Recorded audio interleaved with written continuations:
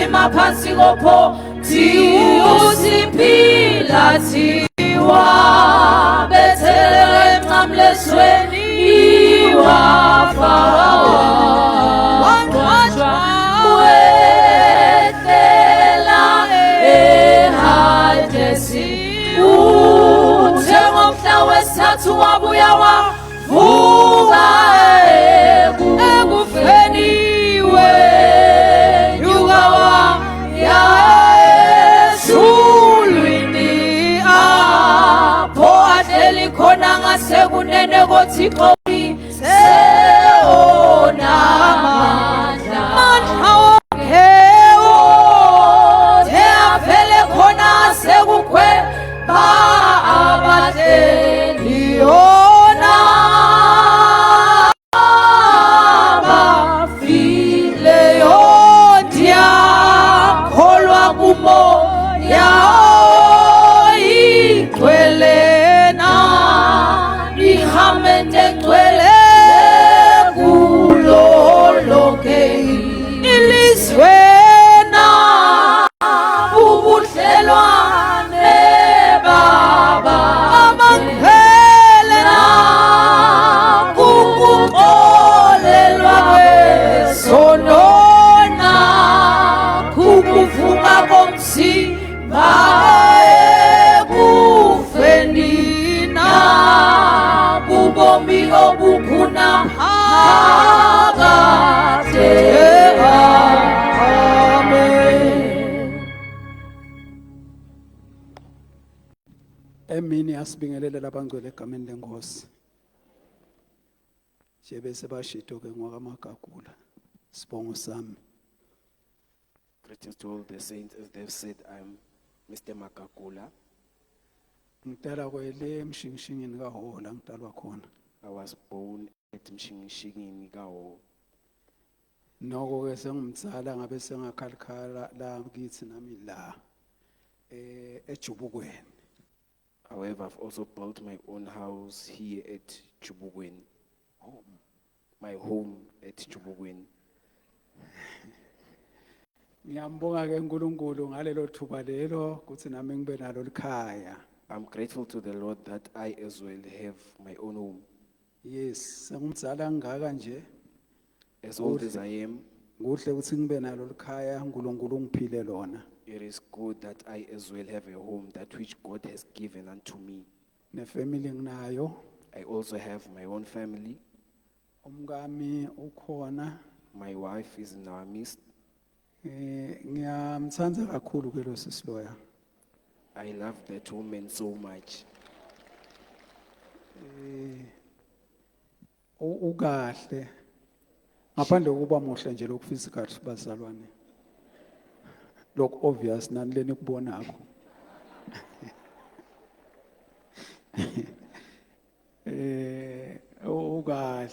Ukahle. Uyangisita nasekukhondeni. She's so good. She also helps me in my worship. Sidonsa kahle, sidonsa kanye kanye. We are in this together. Manje ngiyambonga ke uNkulunkulu ngaye bazalwane. Therefore, I'm grateful to the Lord. Nebantwana inkosi ngiphile. And the Lord has also given children to me. Lapha ke bazalwane ngithwesuna uqanduva lwabona bakaXhosa. I've been given this quagmire as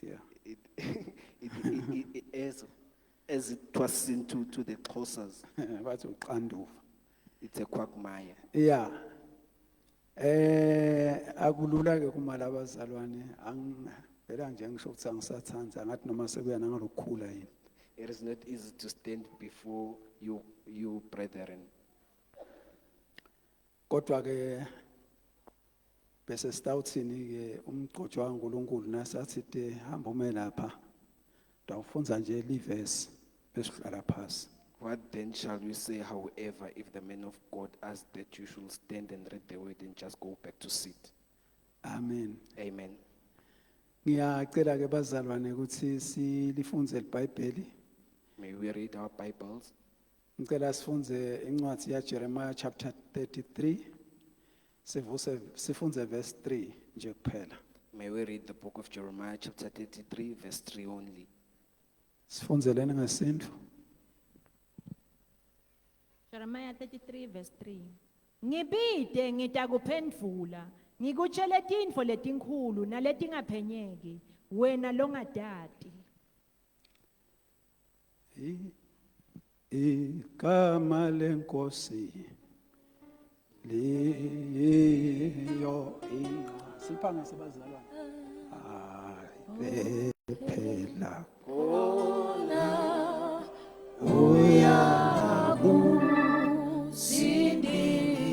Udale kuyona Sikuyona na kwesaka bona umhlaba wona usanya abayokhuleka abayokhuleka ngambeni lenkosi bayakusindiswa bayakusindiswa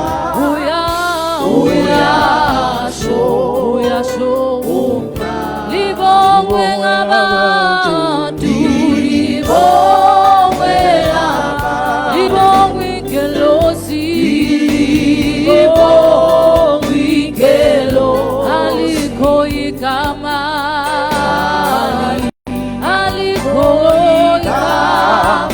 bona elihle njena lenkosi igama lenkosi Linika indlana, liyawaqinisa, liyawaqinisa amadolo, lisusa uvalo, linika indlana, liyasikhanyisa, liyasikhanyisa endleleni yakumuka ngishiye lo mhlaba lona, igama lenkosi, lithikithi lami ezulwini, lithikithi lami langiyakumuka, ngishiye lo mhlaba lona, igama lenkosi, igama lenkosi, lithikithi lami ekhaya, lithikithi lami lokungena, khona ngiyohamba mina, ngingena kwesaba mina, ngingena kwesaba, kokasha kuJesu, kokasha kuJesu,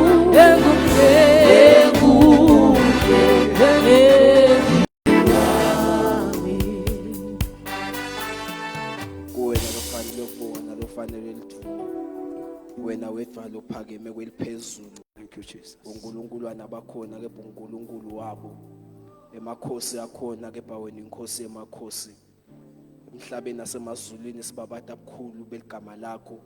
Labalungile babalekela kuwe balonzeke. Siyabonga uNkulunkulu aboNkulunkulu ukuthi namhle ekseni singeta phambi kwebuso bakho. Sitakutusa sikuphakamisa sithi ungcwele. Sesimele uNkulunkulu kusho kwezwi lakho. Kuzothi impilo yethu iguquke, sesimele kusho kwezwi lakho. Kuzokuthi ngwena afana omega kuphuma kwethu. Kungafani nengena kwethu. Phakama inkosi wente mathanza ukhulume indlalo uthanza ngayo. Kuze ukuthi abantu bakho bakheke lokhu sakuthandaza siyacela siyabonga ukuthi akwenta ngelihle ligama likaJesu Kristu inkosi libe yamasinyane amen. Amen. Bazalwane sikule nkonzo lesikuyo Brethren, we are in this service that we are in, ye prayer and fasting. which is prayers and fasting. Kude lokungako lokukhulu singakhuluma bazalwane ngaphandle kokuthi nje ke siyakhuthatana kuyo. There is nothing much that we can say about it besides that we are encouraging each other in it. Hallelujah. Amen. Siyakhuthatana ukuthi siqhubeke nayo ngemandla. We are encouraging each other that we must continue with all our effort. Sisaqedze umlende wokuqala manje mithathu lemlende. We have just finished the first course. There are 3 courses. Sisaqedza lomlende wokuqala sitawungena kwesibili. We are about to start the second course. We've just finished the first one. Sithola na live lelithi ngibide We have found this verse that says, "Call unto me, nguphendule. that I will answer you." Lamagama lawa akhulunywa inkosi ibhekise kuJeremiah umprofeti. These words are spoken by the Lord to Jeremiah the prophet. Kodwa ke lelive laNkulunkulu limile titukulwane ngetitukulwane leyo besolo lumile. But the word of God remains from generations to generation till forever it shall stand. Nalamuhla liyaphila likhuluma kithi. Even today it is alive and it is being spoken unto us. Nalamuhla lisho njalo, lisho lapha kithi manje. Lithi ngibide nguphendule. Even today it is being said, and unto us it is being said, "Call unto me and I shall answer thee." Liqhamuke kahle ke likhuluma kahle, likhuluma vele sikule process yekumbida. It has come in the right time because we are in a process where we are calling unto him. Asimbide bazalwane njengoba vele sikuyo lendlela yekumbida. Can we call unto him, for we are in this journey of calling him? Ngiyacela mina ukuthi nasimbida simbide sibe serious. I plead with thee that as we call unto him, may we be serious. Ngicela ukuthi nalo bese ngakangeni manje asale sangena. Even the one who has not yet partaken in the service, can they join us in the service? Abuye simbide somandla. And let that person come, that we may all call unto the Lord. Hallelujah. Amen. Uthi ke yena utasiphendula. He says, he shall answer us. Amen. Amen.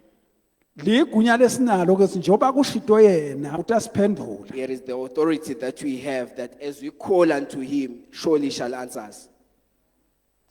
Amen. Sime kulelo gunya ke ukuthi siyambida ene utasiphendula. We are standing in that authority that as we call him, he shall surely answer us. Lalelani bazalwane mhlawumbe simkhondile vele simkhondile kusukela umnyaka lophelile neminyaka leminye lesemuva. Maybe, brethren, we have indeed worshipped him in the yesteryears. Kodwa kuna amaviki lamathathu nanga 21 days. But in these 21 days that we are in, We are challenged ukuthi simbide.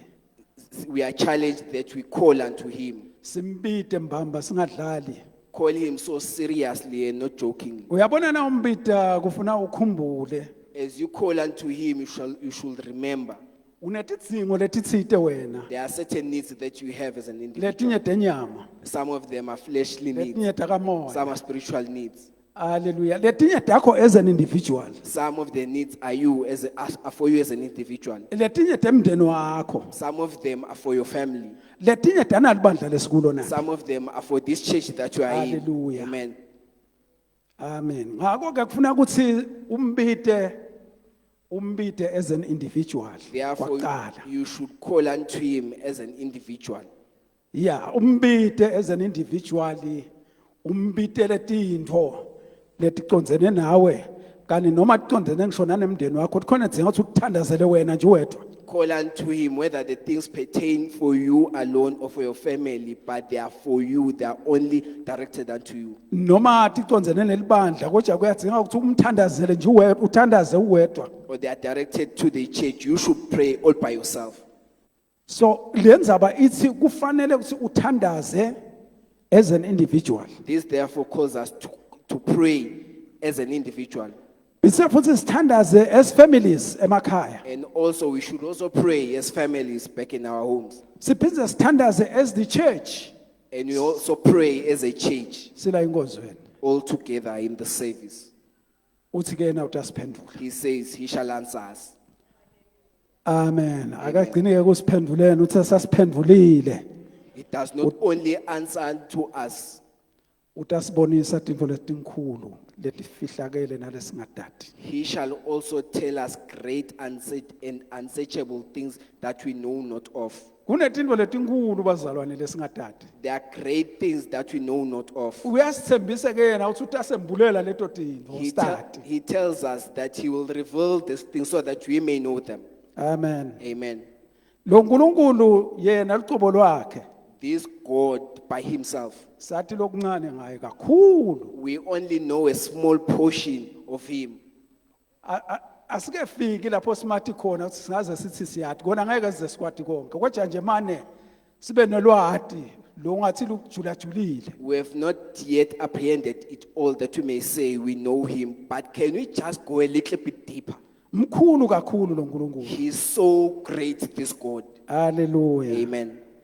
Ubonakala emisebentini yakhe la endile. His works speak for themselves. Hallelujah. Amen.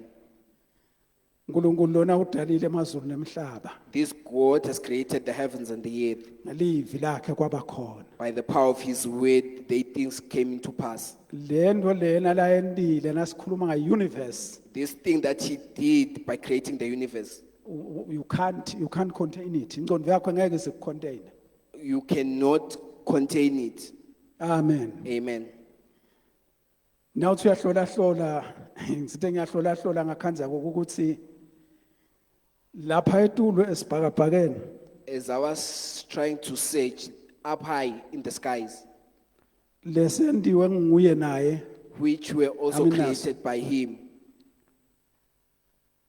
ngobe wathi anakenda indalo yakhe waqale wathi njengoba thinzile babedlamini ekseni kuthiwa wadala izulu nemhlaba bese kuthiwa umhlaba athi lona bowugcwele emantini. as he created the heavens and the earth, and this world was submerged in water. Bese kuthiwa ke kwakumnyama bodwa la etikwemanti. Dark was hovering over the earth's surface. Hallelujah. Asinafika yena livula kuqala yakhuluma wathi akube khona kukhanya. The first word that he spoke, he said, "Let there be light." Ngiyengizame kuyiimagine lento mina ngiyathanda letinto ukuthi bese ngiyadibuka la engqondweni. I try to imagine this thing. I always do as such. Wathi nakathi let there be light. When he spoke and said, "Akube nekhanya," there was great light. Yeah, ngelivi linye nakathi let there be light. By just one What single a word, grace. when he said, "Let there be light," there was so much of a great light. Unobona bioskopo. You who have seen a bioscope, Wathi akwehlukane emanti nemanti kwaba njalo. he said, "Let there be division between water and the earth." No, akumthathanga i-effort ukuthi usazama. There was no Just give an struggling and order. effort. He just spoke an order and it came to pass. Wathi amanti akaqoqeleke He nganhlanye. said, "Water must be What? aside." And it was such. Glory. Yo. Hey. Wathi ulwandle ke wena. And then he called that water a sea. Umhlaba lona lowavela ebaleni wathi ngumhlaba wena. And the land that was left on the other side, he said, "This is it." Amen. Wathi umhlaba uvethe vegetation wathi vumbu. And then he spoke and said, "Let there be vegetation," and there were trees as well. Oyela uNkulunkulu lesimkhondayo. That is the kind of God that we worship. Mkhulu kakhulu. He is so great. Bengisakhuluma ke lenza belapha esibhakabhakeni. I was speaking of the smith that Ngitela was in the ngisingabuka sky. ngibuta ngisimine. Kenje emagalaxies mangaki? As I was asking him and saying, "How many galaxies do we have?" Angabuti yena elokwanyana. Bese ngendi research nje. I was just doing my own research. Kwathiwa lento lengwe kuyibale le. And it was revealed to me that you cannot count the number of galaxies that we have. Mina ngathi galaxy phela yinye yethu iMilky Way. I only know of this galaxy that we are in called the Milky Way. Kwathiwa kunama trillions. And Of it was galaxies. revealed to me that there are trillions of galaxies. Yo. Ngase ngiyabuta ngithi letinto lesilapha emoyeni letinkhanyeti lesitibona kona lama galaxies kuyahamba yini? And everything that is in the galaxies and the skies, I asked if ever they are moving. Kwathiwa at a very high speed. And it was answered that at a Yo.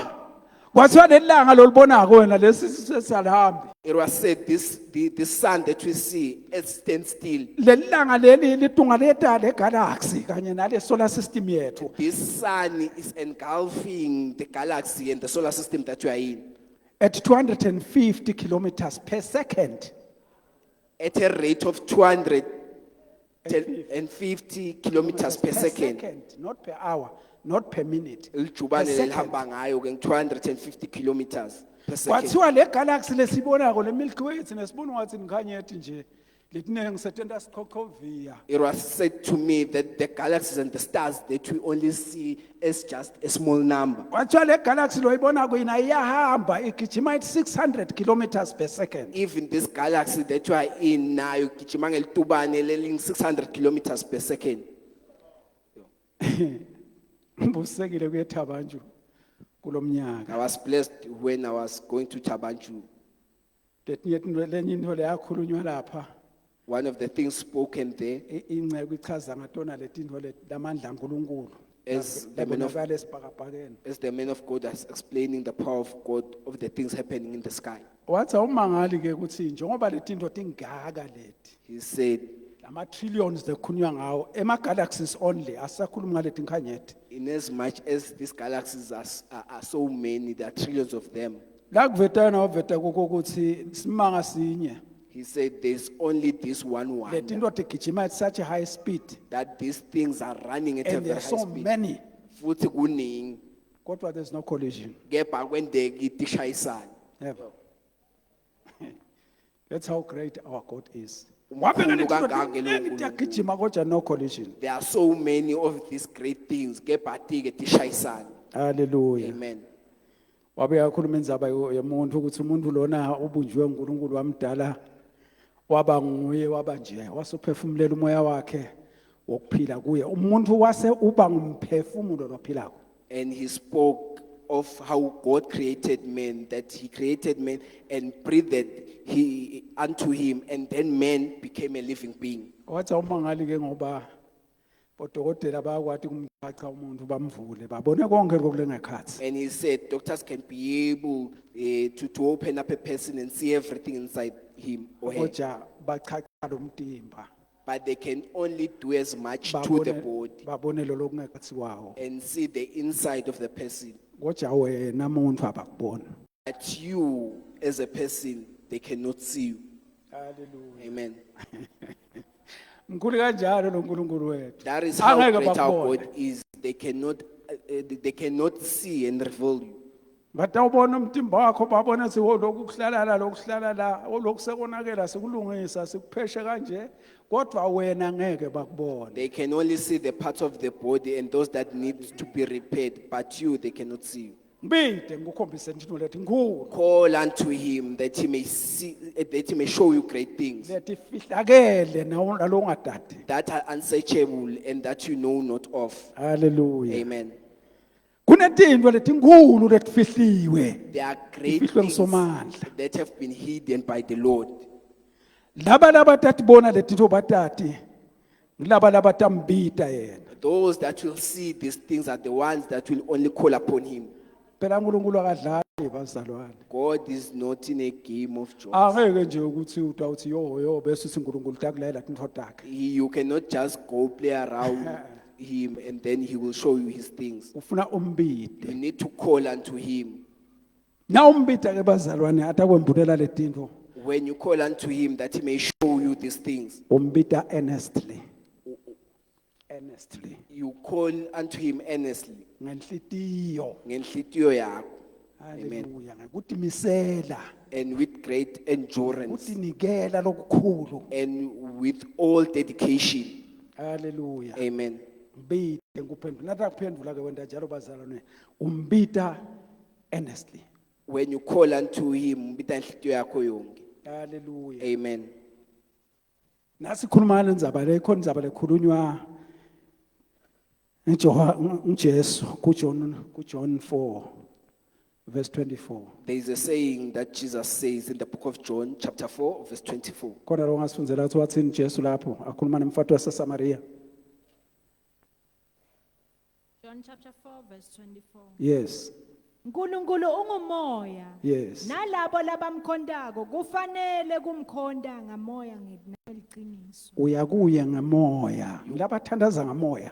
You go unto him and pray in spirit. Labathandaza ngamoya labatawubona letinto letinkulu. It is those that pray in spirit that will see these great things. Hallelujah. Amen. Letinto tifihliwe unesizathu sethu tifihleleni These uNkulunkulu. things are hidden. There is a reason why he hides these things. Letinto leti tingumcebo, tingcebo, treasure. These things are a treasure. Ingcebo ke bazalwane awuyilayeli noma ngubani. Awuyibeki futhi ebaleni. You do not put your treasure anywhere and give away or let anybody know about it. Uyayifihla. You hide it. Yatiwa bantwana basendlini. It is only those from the house or the home or the family that know it. Nabo hayibonke. Even them, not all of them. Kukhona lobonaka ukuthi lona ngamgwabulela lengcebo le. You can also by yourselves decide that, okay, this one I can tell. Hallelujah. Amen. Uyambona lo ngamnika ukuthi umembulele uthi yebani la kunanakwa la ekhaya nakho. You can decide and tell this certain one that there is these things that we have here. Angithi lo uyambona ukuthi lo mntwana uphilile unengqondo leli khaya kusasa angalisita nasesingasekho thina. Because you can tell that this child can be able to help this home when we have left the world. NaNkulunkulu kanjalo akaniki noma ngibani ingcebo yakhe. And God as much doesn't give anyone his treasure. Ngifuna ukuthi akayembuleli noma ngibani. He doesn't reveal it to anyone. Ngilabo labamfuna ngenhlitiyo. It is those that search him by the heart. Letinto ke tifihliwe bazalwane awungifundzele futhi Colossians chapter 2 verse 3. These things are hidden. Can you also read the book of Colossians chapter 2 verse 3? Colossians 2 verse 3. Kuye kuthukuswe amagugu onke ekuhlakanipha newekwadi. Hallelujah. uKristu loyo. This is Christ. Lapha kuKristu kuthukusiwe. In him there are things hidden. Emagugu onke ekuhlakanipha newekwadi. All treasures of wisdom and knowledge. Amen. Amen. Inzabe kuKristu. Lokuthi tifihlwe lapha kuKristu letinto. These things are about Christ. The reason why they are hidden in Christ. Ngilokuthi phela yena vele uyindlalifa yako konke. It's because he is an heir to everything. Amen. Umntwana wasendlini. He is a child from the family. Tifihlwe lapha kuye ke letinto. All these things are hidden in him. Ungeke nje uthi wena sowuthi ugijima kuNkulunkulu. You can't just go to God. You may miss the mark. Ungendeka usilelwe tsite. Ngoba letinto tifihlwe lapha kuKristu. For the things are hidden in Christ. Amen. Kuthiwa ngamagugu. Akubasho mina bazalwane solvese. It is written that it's treasures. Ngamagugu It is treasures ekuhlakanipha of wisdom kwadi. and knowledge. Uthi ke yena ngibide ngikuphendvule. He therefore says, call unto me that I will answer you. Ngubonise tinto letinkulu And show you great things letifihlakele and that which are hidden nalongadade. that you also know not of. Amen. Amen. Bazalwane lwati Brethren, knowledge into lenkulu. is a great thing. Bathi labakhuluma uthi khuluma ukuthi knowledge is power. Those who speak say, Lwati lunemandla. Yes. Knowledge is power. Lwati lunemandla. La kuleli vele siphila kulo bazalwane siphile eveni leselihlakaniphile kakhulu. In this world that we are living in, we live in a world that is so wise. Yes, siphile eveni lenebantu lesebahlakaniphe kakhulu. A world that is filled with men, filled with wisdom. Na utawukhuluma into lo ude lwati kahle ngayo. Batavele bakutshele nje ayikho lenzaba yakho. When you speak something that you do not have a knowledge of, they will say, you don't know, what you are saying is in vain. Yeah. Na utawufakazela abantu ufuna ube ngumuntu lonelwati. Before you testify to people, you should have knowledge. Utawuthi uyafakaza ngalenyanga bakubute a simple question. Bakubute nje ukuthi Jesu wafanini. Sometimes when you testify, they can ask you just a simple question. that when did Christ die? Yeah. Paul wafa nini? When did Paul die? Wafela kuphi? Where did he die? Petro yena. How about Peter? Lethi tindvo longatifundza noko udade. These are things that you can read about and know of them. Kodwa lele sikhuluma ngato leti ngishito ngathi letinto taNkulunkulu lesikhuluma ngato ukuthi yena utembulelwa nguye kuphela. But these things that you're speaking about, they can only be revealed by God. Fihliwe tikuKristu. They are hidden in Christ. Ngeke utifunze anywhere. You can't read about them Hamba ko anywhere. AI wakho nakubo Google. You can go to your ChatGPT and AI. Ngeke utithole. You won't find them. Tikuye kuphela tilapha kuKristu They are lafihlwe khona. only found in Christ alone. Amen. Atitholwa ngekufunza, atitholwa ngekwembulo. You can't read about them, but they can only be revealed to you. Amen. Hallelujah. Tinto tekwembulelwa lesi. These are things that can only be revealed to you. Lo tawuthi nathi kutshela umhlaba usangana umhlaba ukuthi ha kunento lenje. That when even you tell the world, they can wonder that there are such things. Bese uyabatshela ukuthi that's my God. And therefore, you testify, uthi uNkulunkulu wami ke loyo. Hallelujah. Amen. Mokhulu kaNkulunkulu bazalwane, kunetinto nje letivela kancane. God is great. Yeah, lesivetelwa tona nje kancane. There are little things that He shows to us. Njengalo kwambulelwa Johane Like the ones revealed to John kuRevelation kusambulo. in the book of Revelations. Now wangifundzela chapter 4 verse 1 to 4. The book of Revelations chapter 4 verse 1 to 4. Yeah, awungifundzela. Kuveta nje ukuthi lo nkulunkulu mkhulu kanganani. Kwavela nje lokuncane. There is only a portion that was showed to him. Awufunze. Revelations 4 verse 1 to 4. Kuthumisa ezulwini. Emva kwaloko ngathi ngiyabuka, ngabona umnyango uvuliwe ezulwini. Livi lekicala lengaliva likhuluma kimi. Lalifana neleliqilongo lathi, yenyukela la ngitokukhombisa lokho lokufanele kwenteke emva kwaloko. Masinyane ngaba kumoya. Masinyane ngaba kumoya. Masinyane ngaba kumoya. And quickly I was in the spirit. Ngiyalithanda leligama leli. I like the sweet. Masinyane ngaba kumoya. And quickly I was in the spirit. Ngiyamangala ukuthi kwathiwa kuJohane khuphukela la. I wondered that which was said to John, say, come up here. Kepha akasho ukuthi ngakhuphuka. But he doesn't say, Uthi indeed, I masinyane came up ngaba here. kumoya. He said, quickly I was in the spirit. Hallelujah. Amen. Siphiwe moya ingcwele bazalwane.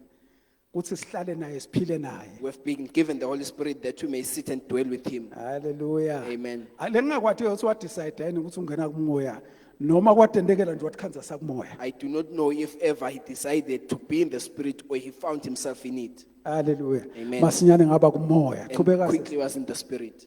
Masinyane ngaba kumoya. Kwabonakala ezulwini kumesihlalo sebukhosi. Kukhona bekahleli kuso. Nalowo labehleti kuso abenebuso lobukhadimulisa kwelitshe lejasiphe nesadiyu. Lesihlalo sebukhosi sasitungulethwe ngumushi wenkosazana. Lo awufanana nelitshe leliluhlata leliligugu. Usivetela kancane nje. It's only showing us a portion Kuthi ngibani lesikhuluma ngaye. of who we are speaking about. Nawufunza chapter 20 verse 11 khona lapha kusambulo. When you read the book of Revelation chapter 20 verse 7. Uthi yena lo Johane uthi ngabe sengibona isihlalo lesikhulu And lesimhlophe And the same John says, I saw a big throne which was white, simile ezulwini. standing in heaven.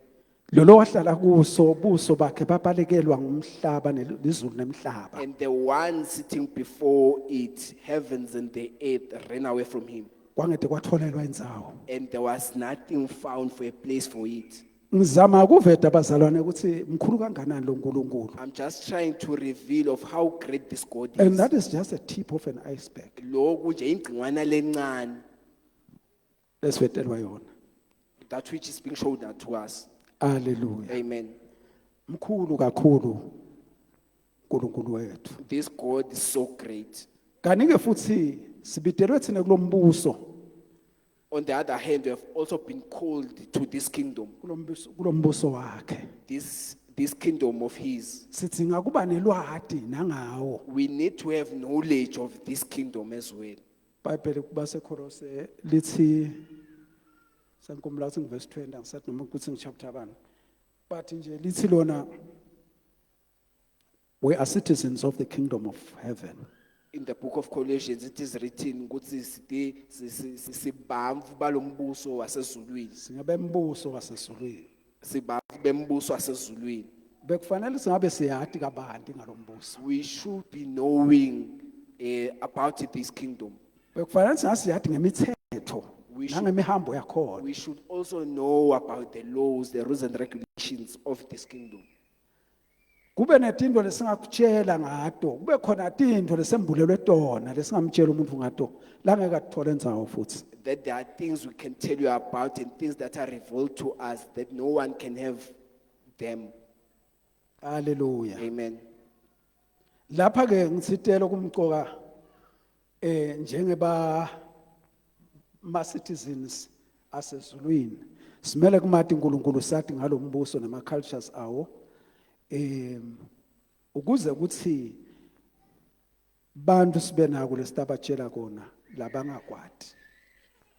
As people of the kingdom, it is important that we know about the cultures of this kingdom so that we may be able to tell about people, we should be able to tell people about it. Lokunye lokumgcoka ngekuthi sathi benalo lwati lokuthiwa lufihliwe. What is also important that we know about this knowledge that which is hidden, Kuthi nathi nasesinalwati siyakhona phela kugcila sisime kuloko lesime kuko. is that we as well, we can be able to stand still about the things that we know of.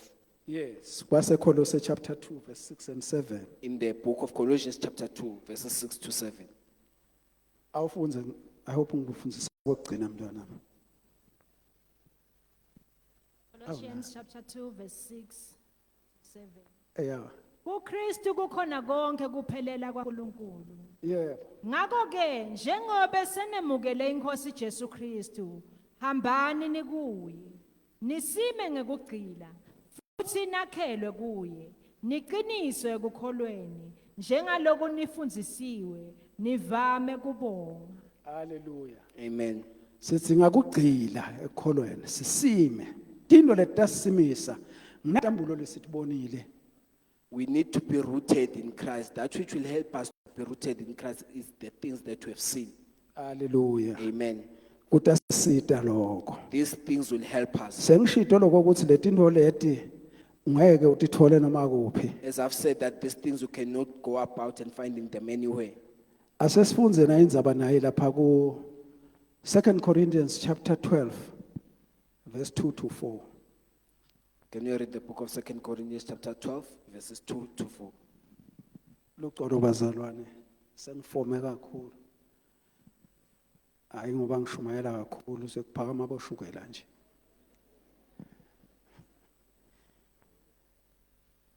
Yes, 2 Corinthians chapter 12 2 to 4. Imibono netembulo taPaula verse 2. Kukhona umuntu lengimati akuKristu lekwathi eminyakeni lengi14 leyendlulile wenyuselwa izulwini lesithathu nome abesemtimbeni nome abekumoya angadi nguNkulunkulu watiko. Ngiyaphinza ngithi nome lo muntu abesemtimbeni nome abekumoya angadi nguNkulunkulu watiko. Kodwa ngiyamati lo muntu kuthi wenyuselwa eparadise lapho efike weva tintfo letimfihlo kangange kuthi kude umuntu lekufanele atikhulume. Hallelujah. Amen. Weva tinto letimfihlo ngicabanga wabona nekubona. He had things that are hidden. I think he also saw them as well.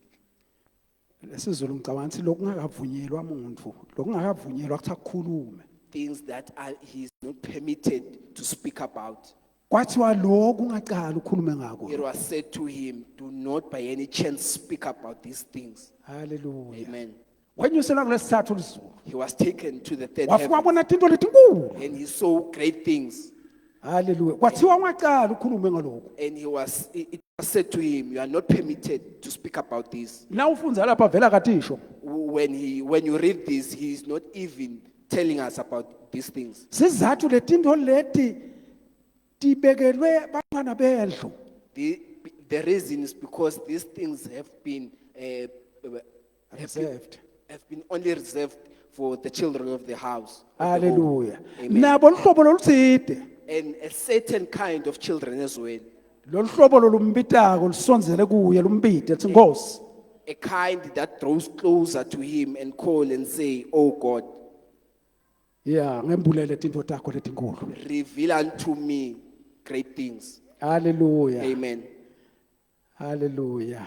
Iyangibusisa lenza beMpostoli Paul ngathi kwathi wangaqali inkulumo. I'm blessed by the saying of the Apostle Paul. He says, Yeah. I'm not permitted to speak about these things. Yeah. Injalo bazalwane tinabanikati bato. It is likewise, therefore, brethren. It belongs to a certain people. Amen. Amen. Sineke bazalwane sengcina bazalwane isikhathi sami sesiphelile. As I come to an end, Bese ngishido bazalwane ukuthi asimbide. Kunetinto lesitifuna kuye. I'm sure nawe unako kwakho. Lokuconzenela lokhu special nje. Nami nginako bazalwane. it is said, brethren, that you should call unto him. I am certain that there are things directed to you. I also have mine that are directed to me. Yes, nginetami leti lapha kimi nje personal bese kuba netemndeni wami. I've got personal needs, and there are also my family needs. Bese kuba netelibandla. And there are also things directed to the church. Angigcine ke nganako lapha eThabanju. Ngibusekile bazalwane kuye eThabanju emva kwesikhathi lesithe ngingayi. I was blessed to go to Tabanjo after so many years of not being there Ngenxa yebuthakathaka bemtimba. because of many reasons. Ngiyambonga ke uNkulunkulu ngale ntombatana engithwele yawungibeka khona eThabanju. I'm grateful to my wife because she was able to help me that we go to Tabanjo. Hallelujah. Amen. Ngathi bengathi ngobe ngathi nje nasitholana naye ngavele ngamfaka driving school.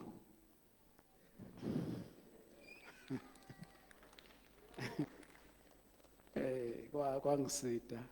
Ilicense yakhe nje wayithola ngaye 2000. She got a license in the year 2000. Manje ke nyalo noma ama challenges asakhona empilo Though there may be challenges in life, ngiyasitakala kakhulu ngaye. I'm being helped. Nangifika eThabanju bazalwane ngikhanza ukuthi bebakhona bayade. Those who were there in Tabanjo, Ngikhanza ukuthi itheme yalomhlangano the theme for the gathering ekuHabakuk chapter 3 verse 2.